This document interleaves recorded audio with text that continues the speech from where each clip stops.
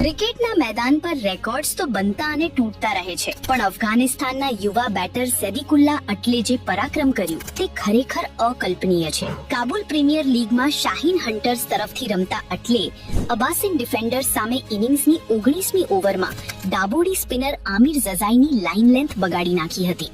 ઓવરના પહેલા જ બોલે 6 ફટકારી, જે નો બોલ હતી. નો બોલ પછી બોલરે સતત 5 વાઇડ બોલ ફેંક્યા, જેનો ફાયદો ઉઠાવીને સેદિકુલ્લા અટલેએ ફ્રી હિટ સહિતના 5 લીગલ બોલ પર બીજા 6 ગગનચુંબી છગ્ગા ફટકારીને આખી ઓવરમાં અધધ 48 રન લૂંટી લીધા હતા. આ તોફાની બેટિંગના દમ પર સેદિકુલ્લા અટલેએ માત્ર 48 બોલમાં પોતાની સદી પૂરી કરી અને 56 બોલમાં અણનમ 118 રનની શાનદાર ઇનિંગ્સ રમી. આ મેચમાં તેની ટીમે 92 રનથી જીત હાંસલ કરી હતી. ભારતના ઋતુરાજ ગાયકવાડ પછી એક ઓવરમાં 7 સિક્સર મારવાનો આ અનોખો અને વિસ્ફોટક રેકોર્ડ ક્રિકેટ ઇતિહાસના પાના પર હંમેશા માટે અમર થશે.